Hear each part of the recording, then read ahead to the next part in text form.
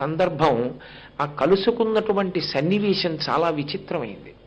నేను ఎందుకు ఈ మాట అంటున్నానంటే, వెంకటాచలంలో ఉన్నటువంటి ఆదివరాహమూర్తి వంటి మూర్తి నాకు తెలిసినంత వరకు భారతదేశంలో ఇంకెక్కడా లేదు. అంతటి అద్భుతమైన మూర్తి.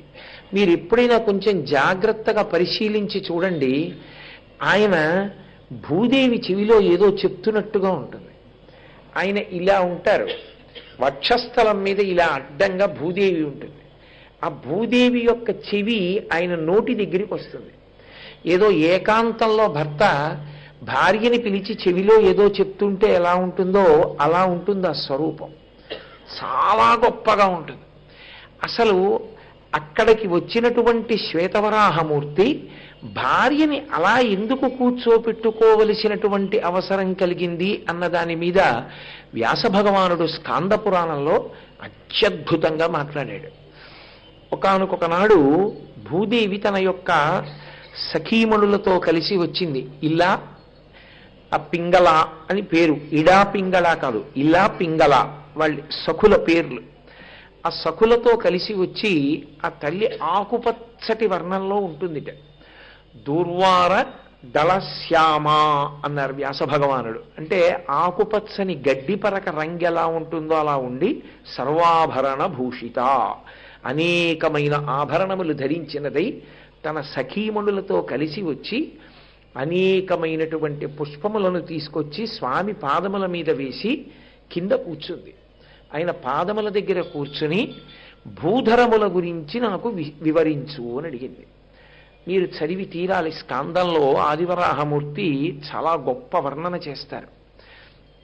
ఆయన ఈ పర్వతాలకి భూధరములు అని పేరు ఎందుకు వచ్చిందో చెప్పారు.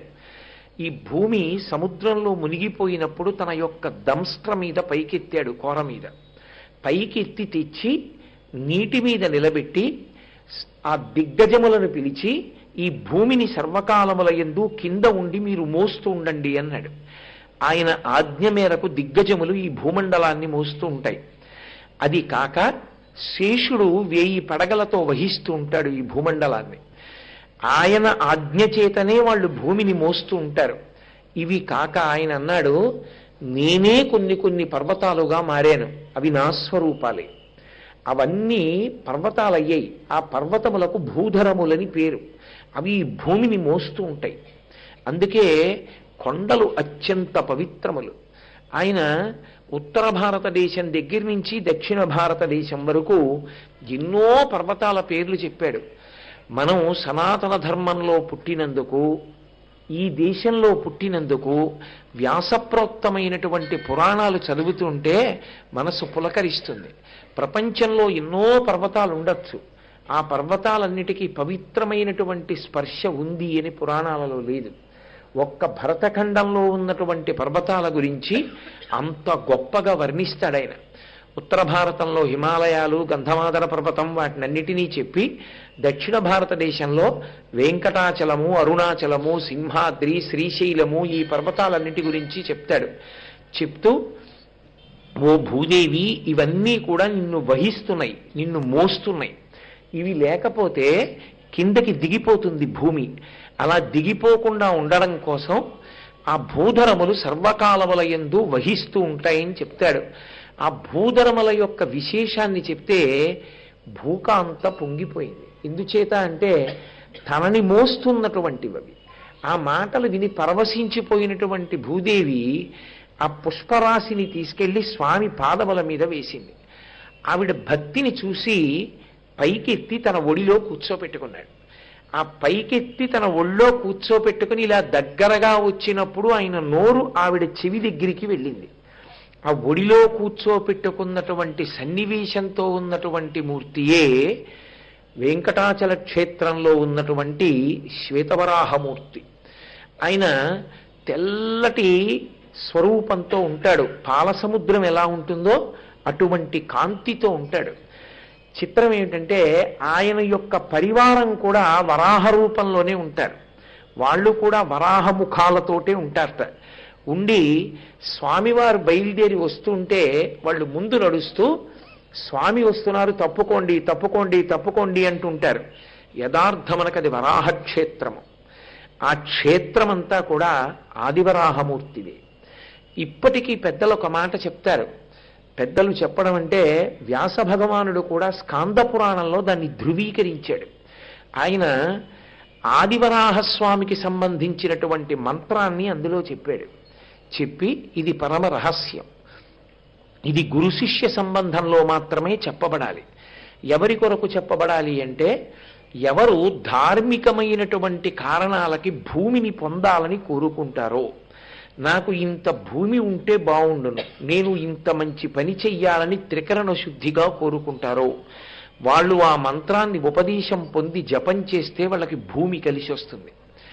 సంతానము లేనటువంటి వారు ఆదివరాహస్వామి యొక్క మంత్రాన్ని జపం చేస్తే అత్యుత్తమమైన సంతానము కలుగుతుందని సాక్షాత్ వరాహస్వామియే భూదేవితో చెప్పి తన యొక్క ఆరాధనా క్రమాన్నంతటినీ చెప్పాడు. నన్ను ఇలా ఆరాధన చెయ్యవలసి ఉంటుంది, నేను పరమప్రసన్నున్నవడానికి నేతితో కూడినటువంటి పాయసాన్నమునందు తేనె కలిపి నాకు నివేదన చేస్తే నేను ఎంతో సంతోషిస్తాను, అది నాకు ప్రీతిపాత్రము.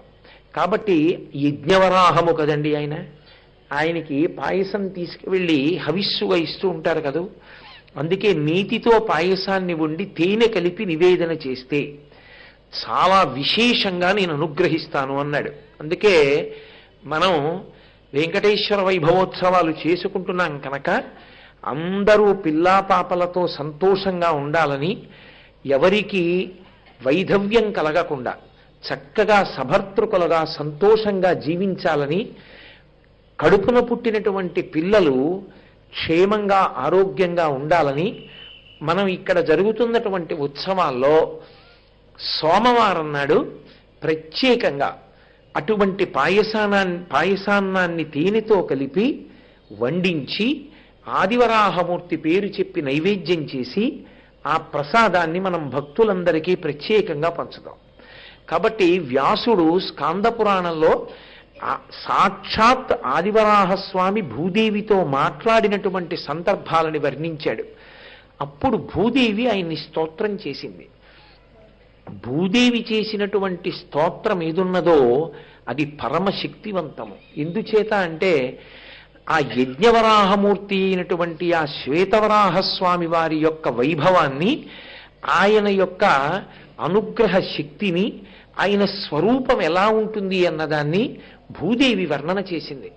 ఆ వర్ణన చేసినటువంటి స్తోత్రాన్ని మన కొరకని మహానుభావుడు వ్యాస భగవానుడు స్కాంద పురాణంలో మనకు అందించాడు.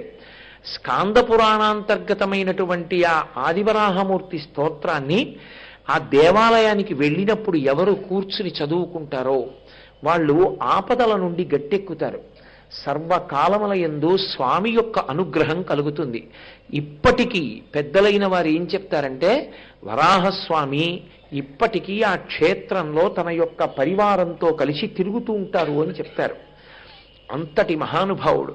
అందుకే ఆ భూదేవి చేసినటువంటి స్తోత్రాన్ని ఇవాళ ఒక్కసారి మీరందరూ సంతోషంగా వినాలన్న ఉద్దేశ్యంతో నేను ఆ స్తోత్రాన్ని తీసుకొచ్చాను. ఆవిడ ఆదివరాహమూర్తిని వెంకటాచల క్షేత్రంలోనే స్తోత్రం చేసింది. ఇప్పుడు మనందరం దర్శనం చేస్తున్న చోటే. నమస్తే దేవదేవేశ వరాహవదనాచ్యుత క్షీరసాగర సంకాశ వజ్రశృంగ మహాభుజ అనేక దివ్యాభరణ యజ్ఞసూత్ర విరాజిత అరుణారుణాంబరధర దివ్యరత్న విభూషిత ఉజ్జద్భాను ప్రతీకాశ పాదపద్మ నమో నమః బాలచంద్రాభ దంస్ట్రాగ్ర మహాబల పరాక్రమ దివ్యచందనలిప్తాంగ తప్త కాంచన కుండల ఇంద్రనీల మణిద్యోతి హేమాంగద విభూషిత వజ్రదంస్ట్రాగ్ని నిర్భిన్న హిరణ్యాక్ష మహాబల పుండరీకాభిరామాక్ష సామస్వన మనోహర శృతి సీమంత భూషాత్మన్ సర్వాత్మన్ చారువిక్రమ చతురానన శంభుభ్యాం వందితాయతలోచన సర్వ విద్యామయాకార శబ్దాతీత నమో నమః ఆనంద విగ్రహానంత కాలకాల నమో నమః అని స్తోత్రం చేసింది ఆవిడ. ఈ స్తోత్రాన్ని వీలైతే ఈ వెంకటేశ్వర వైభవోత్సవాలు పూర్తయిపోయే లోపల ముద్రణ చేసి మీ అందరికీ అందించేటటువంటి ప్రయత్నం చేస్తాను. చక్కగా వెంకటాచలం వెళ్ళినప్పుడు ఆదివరాహస్వామి దేవాలయంలో కూర్చుని ఈ స్తోత్రాన్ని చదువుకోవచ్చు. అథవా దేవాలయంలో జనం ఎక్కువ ఉంటే ఎదురుగుండా మెట్లు ఎప్పుడూ ఖాళీగా ఉంటాయి, రోడ్డుకు అవతల వైపు మెట్లు. ఆ మెట్ల మీద కూర్చుని చక్కగా ఈ స్తోత్రం చదువుకుని స్వామికి నమస్కారం చేసి రావచ్చు. ఆ తెల్లంటుంది, నమస్తే దేవదేవేశ వరాహవదనాచ్యుత అని పిలిచింది. అచ్యుత అంటే విష్ణు స్వరూపం. అచ్యుత, చ్యుత్ అంటే తొలగించడం. అచ్యుత ఆయనని తొలగించడానికి సాధ్యమైన వాడు కాడు. ఆయనని తప్పించడం, ఆయన లేకుండా చెయ్యడం ఎవరికీ సాధ్యమైన విషయం కాదు. అందుకే ఆయనని వెతికి పట్టుకుని నిర్జించాలనుకున్నాడు హిరణ్యకశిపుడు. శ్రీవైకుంఠానికి వెళ్ళాడు. ఆయన ఎక్కడికి వెళ్ళారు? ఆయన ముక్కు చివరే ప్రవేశించాడు. అంతటా వెతికాడు, ఇక్కడే ఉన్నాడని తెలుసుకోలేకపోయాడు. అంతటా నిండి ఉంటాడు ఆయన. కాబట్టి అంతర్బహిశ్చ తత్సర్వం వ్యాప్య నారాయణ స్థిత. అటువంటి వాడు వరాహముఖాన్ని పొందాడు ఒకానొకప్పుడు. ఆ ముఖానికి చివరి భాగంలో ఉండేటటువంటి ముట్టి మీద ఆ భూమిని అంతటినీ సముద్రంలోంచి పైకెత్తాడు. శంకర భగవత్పాదులకు ప్రత్యేకంగా స్వరూపం అంటే ఎంత ప్రీతో. అందుకే సౌందర్యలహరి చేస్తూ అమ్మవారిని స్తోత్రం చేస్తూ అకస్మాత్తుగా ఆయన యజ్ఞవరాహమూర్తిని తీసుకొచ్చారు. అవిద్యానామంతస్తిమిరమిహిరోద్దీపనగరి జడానాం చైతన్య స్తబక మకరంద శృతిఝరి దరిద్రాణం చింతామణిగుణనిక జన్మజలధౌ నిమగ్నానాం దంస్ట్రామురరిపువరాహస్య భవతి అన్నారు. అమ్మా, నీ యొక్క పాదము యజ్ఞవరాహమూర్తి యొక్క కోర వంటిది. అది భూమిని పైకెత్తింది. సంసార సముద్రమునందు పడిపోయినటువంటి జీవులు నీ పాదాన్ని పట్టుకుంటే నీ పాదం వాళ్ళని పైకెత్తుతుందమ్మా. దంస్ట్రామురరిపువరాహస్య భవతి అన్నారు. ఆదివరాహమూర్తి యొక్క కోరతో పోల్చారు అమ్మవారి పాదాన్ని. కాబట్టి ఆ మహానుభావుడు వ్యాస భగవానుడు అంటాడు, నమస్తే దేవదేవేశ వరాహ వదనాచ్యుత క్షీరసాగర సంకాశ వజ్రశృంగ. ఆయన యొక్క శృంగము, ఆయన కోర ఎలా ఉంటుందంటేట పాల సముద్రం ఎలా మెరుస్తూ ఉంటుందో ఆయన యొక్క శృంగము, ఆయన యొక్క కోరలు అలా మెరుస్తూ ఉంటాయిట తెల్లగా. అసలు అది శ్వేతవరాహం, తెల్లటి స్వరూపంతో ఉంటాడు, మిరిసిపోతూ ఉంటాడట మహానుభావుడు. ఒకానొకప్పుడు పోతన గారిని అనుగ్రహించాడు. కాబట్టి మహాశృంగ, మహాభుజ, ఆ భూదేవికి ఆయన యొక్క భుజములంటే ఎంత సంతోషం. ఎందుకంటే ఒకనాడు హిరణ్యాక్షుడు సముద్రంలోకి తీసుకెళ్ళిపోతే ఆ భుజములతోటే పోరాడి ఆ భూమిని మళ్ళీ పైకి తీసుకొచ్చాడు. అనేక బాహువులతో కౌగిలించుకున్నట్ట భూమిని. అందుకని ఆవిడికి అంత ప్రీతి. క్షీరసాగర సంకాశ వజ్రశృంగ మహాభుజ అనేక దివ్యాభరణ యజ్ఞసూత్ర విరాజిత. అనేకమైనటువంటి దివ్యమైన ఆభరణములు ధరించిన వాడై యజ్ఞసూత్రమును, యజ్ఞోపవీతాన్ని వేసుకుని ఉంటాడు. అరుణారుణాంబరధర, ఎర్రని కాంతితో కూడినటువంటి బట్ట కట్టుకుని ఉంటాట. దివ్యరత్న విభూషిత, దివ్యమైనటువంటి రత్నములను ధరించినవాడా. ఉద్యద్భాను ప్రతీకాశ పాద పద్మ నమో నమః. అప్పుడే ఉదయిస్తున్నటువంటి సూర్యబింబం ఎలా ఉంటుందో అటు అలా మెరిసిపోతున్నటువంటి పాద యుగళితో ఉంటాడు స్వామి. కాబట్టి బాలచంద్రాభదంస్ట్రాగ్ర మహాబల పరాక్రమ. బాలచంద్రుడు తెల్లగా ఎలా మెరిసిపోతూ ఉంటాడో ఇలా ఉంటాడు కదూ బాలచంద్రుడు. బాలచంద్రుడు ఇలా ఎలా ఉంటాడో తదియనాటి చంద్రుడు అలా ఉంటుంది ఆయన కోర, మెరిసిపోతూ ఉంటాయిట ఆ కోరలు. దివ్యచందనలిప్తాంగా, శ్రీ మహావిష్ణు స్వరూపానికి అత్యంత ప్రీతిపాత్రమైనది చందనానులేపనం. చందనాన్ని అనులేపనం చేస్తే ఆయన విశేషమైనటువంటి ప్రీతిని పొందుతాడు. చందనోదకంతో పరమశివలింగానికి అభిషేకం చేస్తే పుత్రపౌత్రాభివృద్ధి. ఆ చందనానికి అంత శక్తి ఉంది. దివ్య చందనలిప్తాంగా, దివ్యమైనటువంటి చందనము చేత అలదబడినటువంటి శరీరాంగములు కలిగినటువంటి వాడా.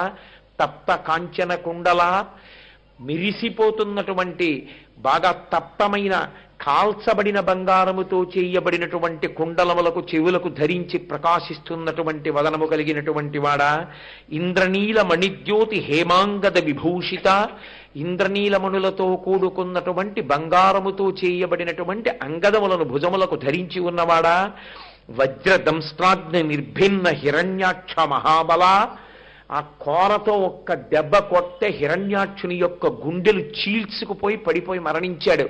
అంతటి బలం కలిగినటువంటి కోరలున్నవాడా, పుండరీకాభిరామాక్ష, ఆ పుండరీకాభిరామాక్ష అంటే తామర పువ్వులు ఎలా ఉంటాయో అటువంటి కన్నులతో ఉంటాట. సామస్వన మనోహర, సామవేదాన్ని వినిపిస్తే పరమ సంతోషాన్ని పొందుతాట ఆయన. అందుకని సామగానమునకు ప్రీతి పొందేటటువంటి వాడా, మనోహర, నిన్ను చూడగానే మనసు రంజిల్లిపోతుంది అటువంటి స్వరూపమున్నవాడా, శృతి సీమంత భూషాత్మన్, శృతి అంటే వేదము, వేదము యొక్క సీమాంత అంటే చివరలో ఉన్నటువంటివి ఉపనిషత్తులు. ఆ ఉపనిషత్తులు ఆయనకి ఆభరణములయ్యి ఉంటాయి కాబట్టి ఉపనిషత్తులు ఆభరణములుగా కలిగినటువంటి వాడా, సర్వాత్మన్, అందరి యందు ప్రవేశించి విష్ణుస్వరూపమై ఉన్నటువంటి వాడా, చారు విక్రమ, విశేషమైనటువంటి విక్రమము కలిగినటువంటి వాడా, చతురానన శంభుభ్యాం వందితాయతలోచన, అటు పరమశివుని చేత ఇటు చతుర్ముఖ బ్రహ్మగారి చేత నమస్కరింపబడుతున్నటువంటి పాదయుగళి కలిగినటువంటి వాడా, సర్వ విద్యమయాకార శబ్దాతీత నమో నమః, సమస్త విద్యల యొక్క స్వరూపమైన వాడా, శబ్దములకు అతీతమైన వాడా, నమో నమః, నీకు నమస్కరించుచున్నాను. ఆనంద విగ్రహానంత, ఓ అనంతుడా, ఆనందమయమైన విగ్రహము కలిగినటువంటి వాడా, అంటే ఎవరు నిన్ను చూస్తారో వాళ్ళ మనసులు ఆనందముతో రంజిల్లుతాయి అటువంటి రూపమున్నవాడా, కాలకాల నమో నమః, కాలమునకు కాలుడవైన వాడా, ఎవరు కాలమునందు అపమృత్యు దోషాన్ని పొందడానికి సిద్ధంగా ఉన్నారో అటువంటి వారు కూడా ఆదివరాహమూర్తికి నమస్కరించి స్మరించినంత మాత్రం చేత అపమృత్యు దోషం నుంచి బయటపడగలిగినటువంటి సమర్థతని పొందడానికి యోగ్యమైన రీతిలో అనుగ్రహాన్ని వర్షించగలిగినటువంటి ఓ పురాణ పురుషుడా, నీకు నమస్కారం అని భూదేవి ఆనాడు నమస్కరిస్తే పరమ ప్రీతితో ఆయన ఎత్తి తొడ మీద కూర్చోపెట్టుకున్నాడు. ఇప్పటికీ ఆ స్తోత్రాన్ని ఆయన దగ్గర చేసినట్లయితే ఆ భూదేవి సహిత వరాహమూర్తి అపారమైనటువంటి ఆనందాన్ని పొందుతాడు. కాబట్టి చక్కగా మనం వెంకటాచలానికి వెళ్ళినప్పుడు ఈసారి ఆ స్తోత్రంతో ఆదివరాహస్వామికి నమస్కరిద్దాం.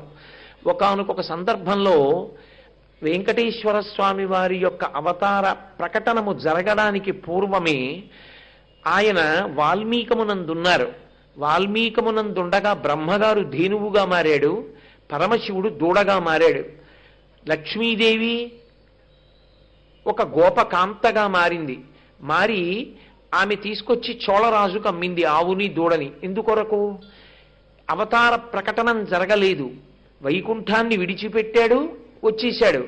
వచ్చి ఇక్కడ ఉన్నాడు. మనం తెల్లవారుజామున సుప్రభాతం జరిగిన తర్వాత ఆ హారతి ఇచ్చినప్పుడు చెప్తాం, శ్రీవైకుంఠ విరక్తాయ స్వామి పుష్కరిణీతటే అంటుంటాం. శ్రీవైకుంఠం మీద విరక్తి వచ్చింది ఆయనకి. బా ఏమి వైకుంఠం, ఎన్నాళ్ళు ఉంటాం ఇక్కడని, ఎక్కడుండాలనిపించిందిట. స్వామి పుష్కరిణీతటే, స్వామి పుష్కరిణి పక్కన వెంకటాచలంలో వచ్చి కూర్చున్నట్టు మన అదృష్టం. కాబట్టి అటువంటి మహానుభావుడు ఆ వెంకటరమణుడు శ్రీ మహావిష్ణువు వైకుంఠాన్ని విడిచిపెట్టి వాల్మీకమునందున్నప్పటికీ ఇంకా అవతార ప్రకటనం జరగనటువంటి సమయంలో ఆవుగా దూడగా బ్రహ్మగారు శివుడు వచ్చి చూస్తున్నారు ఎక్కడున్నాడని. అందులో ఆ వాల్మీకమునందున్నాడు. సమాసిజ్ఞచ్చ వాల్మీకం సమంతాత్ క్షీరధారయ. ఆ బ్రహ్మగారు చూసి ఇందులో ఉన్నాడు మహానుభావుడని దాని మీదకొచ్చి పాలు విడిచిపెట్టారు. ఆ గోపాల బాలుణ్ణి రాణి శిక్షించింది, నువ్వు సరిగా చూడటం లేదు, ఆవు పాలు ఎక్కడో విడిచిపెట్టిందని. ఆయనకి బాధ కలిగి ఈ ఆవు పాలు పుట్టలో పోసేస్తోందని ఒక్కసారి ఆ చేతిలో ఉన్న గొడ్డలి తీసి విసిరాడు. మీరు ఆ కథ చాలా మాటలు విన్నారు. కుఠారాణాతి తీక్షిణీనా తాడితో వెంకటేశ్వర సప్తతాళ ప్రమాణీనా రక్తస్ఫూర్తిరభూస్తథ. గొడ్డలి వచ్చి తగలగానే ఎక్కడ ఆవుకి తగులుతుందోనని గో సంరక్షణమే వెంకటేశ్వరావతారము యొక్క ప్రథమ ప్రయోజనము కనుక ఆ గోవుకి తగలకుండా పుట్టలోంచి ఒక్కసారి పైకి లేచాడు. లేవగానే గొడ్డలొచ్చి ఆయన తలకి తగిలింది. తలకి తగలగానే 7 తాడి చెట్లంత నెత్తురు పైకి లేచింది. ఆ రక్తాన్ని చూసి వెంటనే అక్కడ ఉన్నటువంటి గోపాల బాలుడు మరణించాడు. మొట్టమొదట వెంకటేశ్వరావతారాన్ని చూసింది ఒక గోపాల బాలుడు కలియుగంలో. అందుకే వరం ఇచ్చారు వెంకటేశ్వర స్వామి, సుప్రభాతం చదివిన తరువాత ఎవ్వరూ మొదటి దర్శనం చెయ్యకూడదు వెంకటేశ్వరుణ్ణి. ఇప్పటికీ వెంకటాచలంలో కూడా ఆ చేతిలో కాగడా పట్టుకుని సన్నిధి గొల్ల అని వస్తారు. ఇప్పటికీ ఆ గొల్లల వంశంలోని వారే ఆ కాగడా పట్టుకుని దర్శనం చేస్తారు. అందుకే మనం కూడా ఇక్కడ ప్రతిరోజు ఉదయం వేళ సుప్రభాత పఠనం చెయ్యగానే ఒక గొల్ల వచ్చి కాగడా పట్టుకుని స్వామి దర్శనం చేశాకే మనందరం కూడా దర్శనం చేస్తున్నాం. కనుక ఆ నాడు తలకి దెబ్బ తగిలితే ఆయన ఓషధుల కొరకు వెతుక్కుంటున్నాడు. ప్రాకృతమైనటువంటి మనుష్యుడు ఎలా వెతుక్కుంటాడో అలా బృహస్పతి వచ్చి కట్టువేశారు. ఓషధి కొరకు వెతుక్కుంటున్నారు. ఎందుకు అలా వెతుక్కోవడం? ఆయన తలుచుకుంటే, ఆయన సంకల్పం చేస్తే దెబ్బ తగ్గిపోదా? వెంకటేశ్వరావతారంలో గమ్మత్తుంది. వెంకటేశ్వరావతారం ధర్మం అంటే యుగధర్మాన్ని ముమ్మూర్తులా పాలించాడు ఆయన. అందుకే వైద్యం కావలసిన వాడు, ఓషధి కావలసిన వాడు ఎంత గొప్పవాడైనా తానే డాక్టర్ గారు ఉన్న ప్రదేశానికి వెళ్ళాలి. ఏదో ఒంట్లో జ్వరంగా ఉందంటే డాక్టర్ గారిని పిలవచ్చు, కానీ ఆపరేషన్ థియేటర్ని పట్టుకుని మా ఇంటికి రెండడం కుదరదు. ఎంత గొప్పవాడైనా బాగా దెబ్బ తగిలితే కుట్లు వేయించుకోవడానికో ఆపరేషన్ చేయించుకోవడానికో డాక్టర్ గారి దగ్గరికే వెళ్ళాలి, హాస్పిటల్కి. అలా వెంకటేశ్వరుడు కూడా ఓషధిని వెతుక్కుంటూ తిరుగుతున్నాడు పర్వతం మీద. తిరుగుతుండగా ఆయనకి తెల్లని పందుల యొక్క గుంపులు కనపడ్డాయి, పెద్ద పెద్ద కోరలతో. చూశాడు, ఏమిటి ఇన్ని పందులు వస్తున్నాయి, వెనక ఎవరో మహానుభావుడు వస్తున్నాడు అని ఏమీ తెలియని వాళ్ళ పక్కకెళ్ళి పొదలో దాక్కున్నాడు.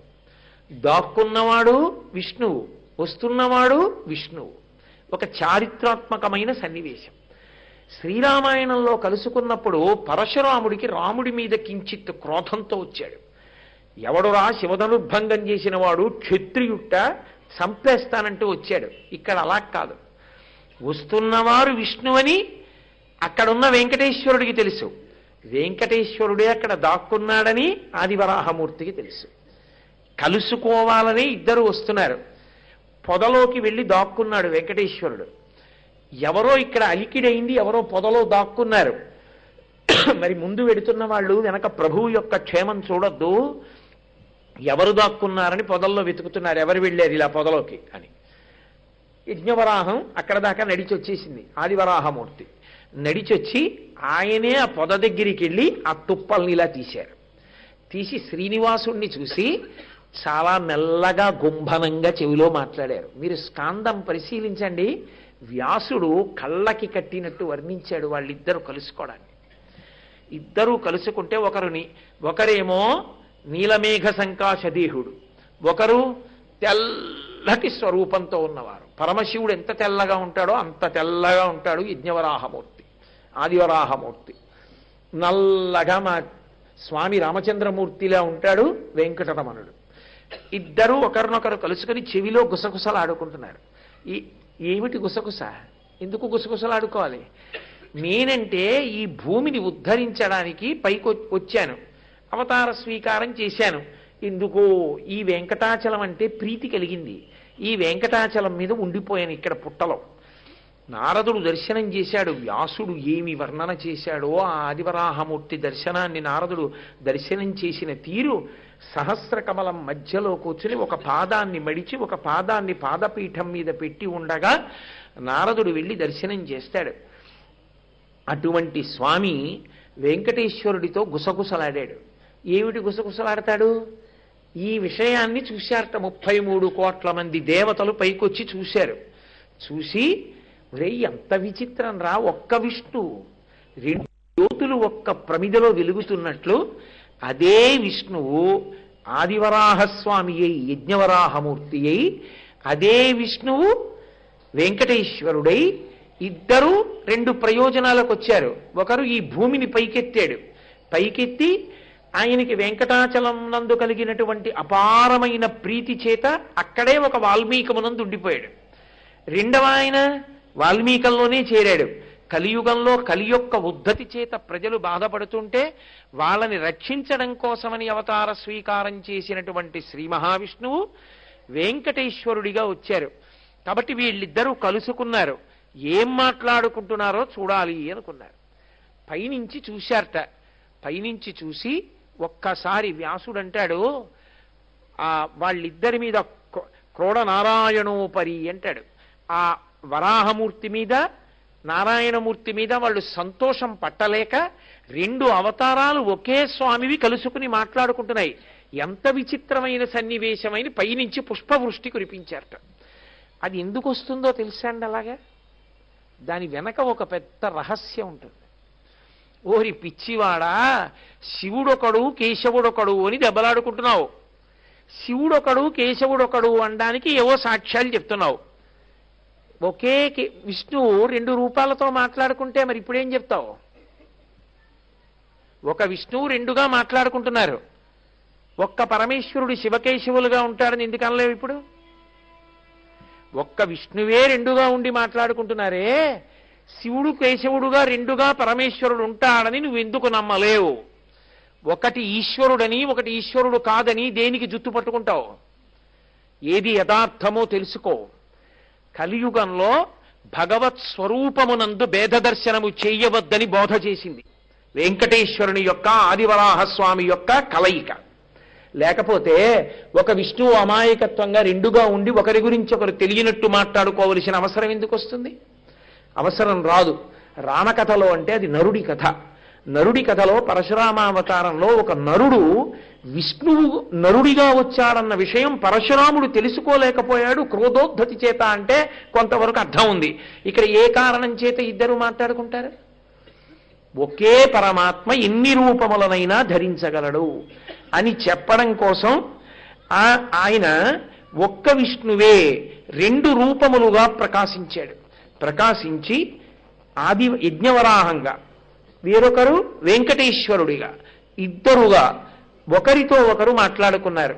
మాట్లాడుకుంటుంటే ఏమిటి చెవిలోకి వెళ్ళి అడిగేట్టయినా, అయ్యా నేను ఎందుకు వచ్చానో మీకు తెలుసు, భూమిని ఉద్ధరించడానికి వచ్చాను. మీరెందుకు వచ్చారు వైకుంఠాన్ని విడిచి? తెలియదా విష్ణువుకి? తెలుసు. మరి ఎందుకు చెప్పించడం?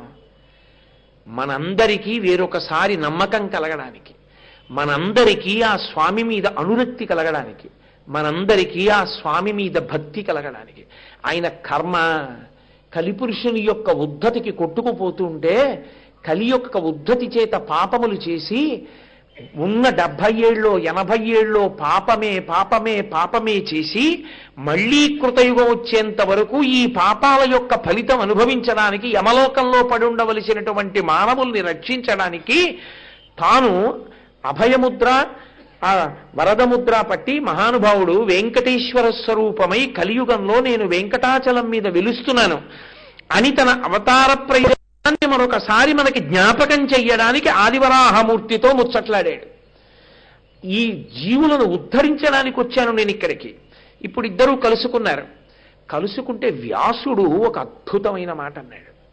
వీళ్ళిద్దరూ కలుసుకున్నారు కానీ వాళ్ళిద్దరూ కూడా మాట్లాడుకోవడం, వాళ్ళిద్దరి యొక్క పనులు ఒక విషయము చేత కట్టబడుతున్నాయి అన్నాడు. దేని చేత? యథాయుగాం యథాదేశాం యథాకాలం యథావయః.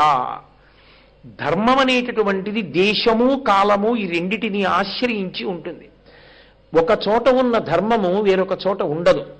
మనం దక్షిణ దేశంలో ఓ అభిషేకం చేయడానికో పరమాత్మ దర్శనానికో పూజ చేయడానికో వెడితే పైన ఉన్నటువంటి వస్త్రాన్ని విప్పి ఉత్తరీయం వేసుకుని వెళ్ళాలి.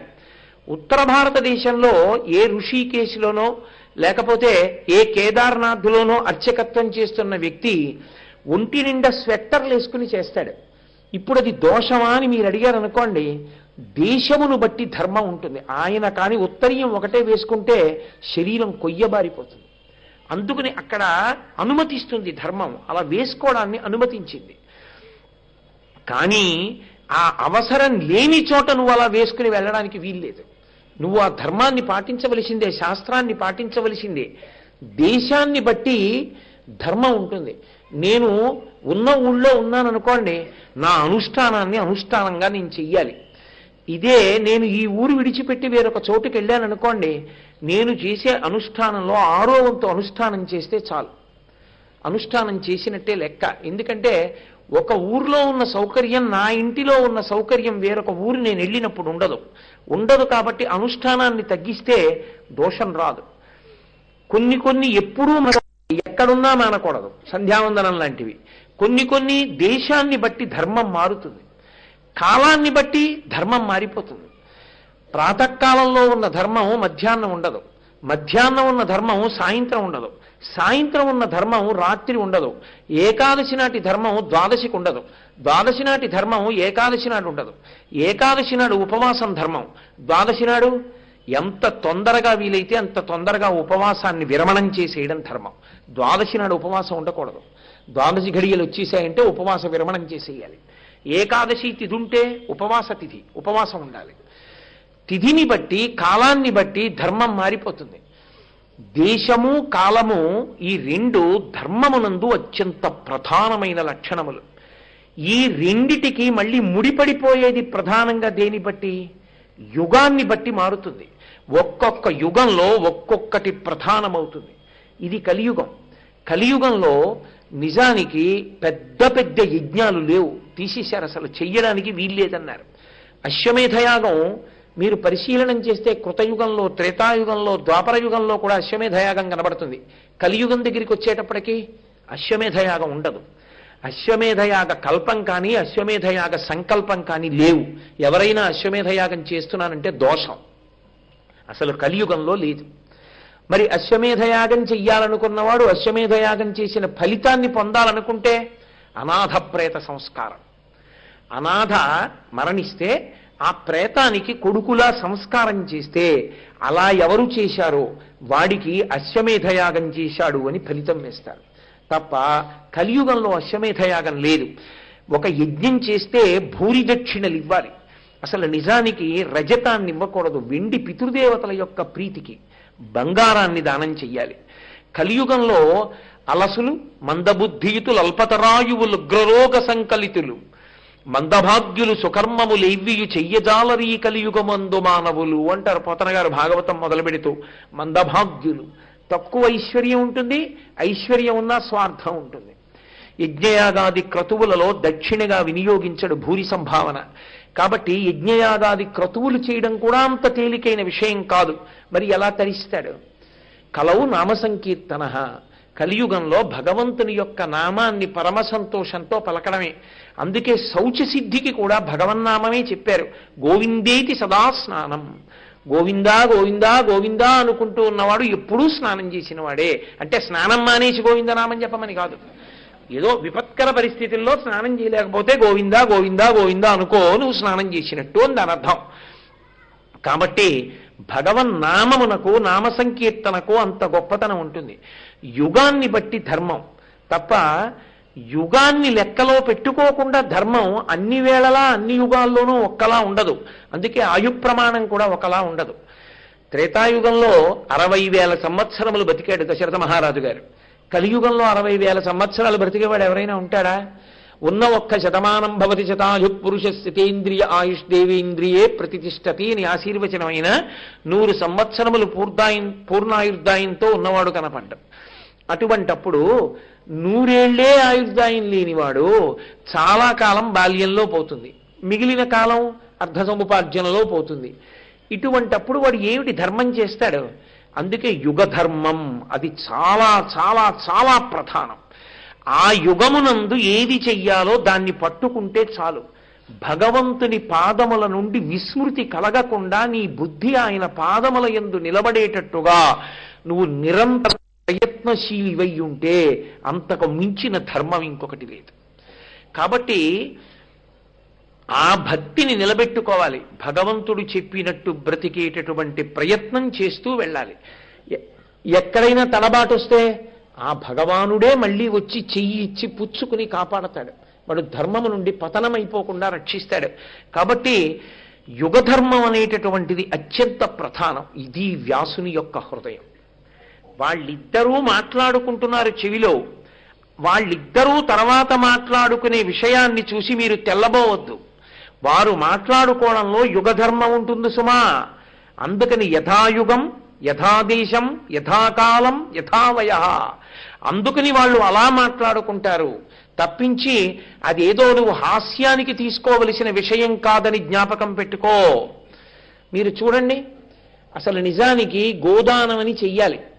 తల్లో తండ్రో శరీరం విడిచిపెట్టారనుకోండి, ఒక గోవుని తీసుకొచ్చి కొని దానం చెయ్యాలి. 11 రూపాయలు ఇచ్చి గోదానం చేసేశాడంటాడు. ఆ తల్లి తండ్రి ఎంత ఐశ్వర్యం ఇచ్చి వెళ్ళనివ్వండి, నిజంగా గోవుని కొని దానం చేసేవాళ్ళే తక్కువైపోయారు. భూదానం చెయ్యాలి. నిజంగా భూదానం చేసినటువంటి వాళ్ళు ఎంతమంది ఉంటారు? బ్రాహ్మణుణ్ణి పిలిచి దశదానాల్లో భూదానం చేస్తున్నానని ఓ 100 గజాలో 200 గజాలో స్థలం కొని నిజంగా బ్రాహ్మణుడికి దానం చేసినటువంటి వాళ్ళు ఉన్నారా? ఎక్కడో కోటికొక్కడుంటే చాలా గొప్ప. యుగధర్మం. వెంటనే ఏం చేస్తాడంటే దానికి ప్రత్యామ్నాయం అడుగుతాడు. ఏం చేస్తే సరిపోతుందండి? 10 దానాలకి 11 రూపాయలు ఇచ్చేస్తాడు. ఏమో భక్తితో ఇస్తే పూర్ణం అవ్వచ్చు, అది యుగధర్మం. వెంటనే కలియుగంలో 2 మాటలకు ప్రచారం ఎక్కువ ఉంటుంది. ఏమిటో తెలుసా? దాని బదులు ఏమిచ్చి ఇచ్చు, దాని బదులు ఏం చేసి ఇచ్చు. ఇంట్లో కాస్త చక్ర పొంగలి వండి నైవేద్యం పెట్టడానికి బద్ధకం, 10 మంది తినేగా మిగిలిన కాజాలు డబ్బాలో కొనుక్కొచ్చి ఇచ్చేసి నైవేద్యం పెట్టించి ప్రసాదం అని పట్టుకెళ్ళిపోవడం సంతోషమని మార్గాలు వెతుక్కోవడం, అలా ఉంటాయి రోజు. కాబట్టి చిత్రం ఏమిటంటే నిజంగా దశదానములంటే దశదానములు చేసేవాడు ఉండడు, అలా ఉండరు. కాబట్టి యుగములో ఏది చెయ్యాలో దానికి ప్రత్యామ్నాయం ఏమైనా ఉందా అని అడిగేవాళ్ళు వస్తారు. 2, తప్పు చేసేసి ప్రాయశ్చిత్తం ఉంటుందా అని ముందు తెలుసుకుంటాడు. సంధ్యావందనం చేయరా అన్నారనుకోండి, ప్రాయశ్చిత్తంతో నేర్పుదురు అంటాడు ముందే. అసలు ఇవాళ ఉపనయనం అయింది వాడికి ప్రాయశ్చిత్తార్ఘ్యపూర్వక సంధ్యావందనం కరిష్యానవలసిన అవసరం ఏంటి? వాడికి ఎందుకు ప్రాయశ్చిత్తంతో సంధ్యావందనం? వాడు లేవలేడు, సూర్యోదయాత్ పూర్వం లేచి అర్ఘ్యం ఇవ్వలేడు. షుగర్ వచ్చిందా వాకింగ్కి వెళ్ళాలా? ఎందుకు ఇవ్వచ్చు కదా. వాడు సంధ్యావందనం నేర్చుకుంటూనే ప్రాయశ్చిత్తార్ఘ్యపూర్వక సంధ్యావందనం, ప్రాయశ్చిత్తంతో ఎలా చేసుకోవాలి. తప్పు చేయడం ప్రాయశ్చిత్తం. కాశీ వెళ్ళి చూడండి, అందరికీ సంతోషం దేనికంటే ప్రాయశ్చిత్తం చేయించుకోవడానికి. చెయ్యకూడనివన్నీ చేస్తూ ఉండడం, ప్రాయశ్చిత్తం చేసుకుంటూ ఉండడం, అది యుగధర్మం. అది యుగంలో వచ్చినటువంటి లక్షణం అది. కాబట్టి వాళ్ళు యుగధర్మాన్ని దృష్టిలో పెట్టుకుని మాట్లాడుకుంటున్నారు. ఈ లక్షణం ప్రచోదనం అవుతూ ఉంటుంది సుమా. అలా ఉంటుంది ధర్మం అంటే. అలా చేస్తేనే ధార్మికంగా కనపడుతుంది. అందుకని ఇప్పుడు ఆయన అన్నారు, వెంకటేశ్వర స్వామి వారు, అయ్యా నేను కూడా కలియుగంలో ప్రజల్ని ఉద్ధరించడానికి వచ్చాను, కాబట్టి నాకు ఇక్కడ కొద్దిగా స్థలం ఇవ్వండి, నేను కూడా ఇక్కడ ఉందాం అనుకుంటున్నాను, మీరు నన్ను అనుగ్రహించండి అన్నారు. అనుగ్రహించండి అనడానికి మీరు ఒకటి ఆలోచించండి. అసలు భూమినంతటినీ పైకెత్తిన వాడెవరు?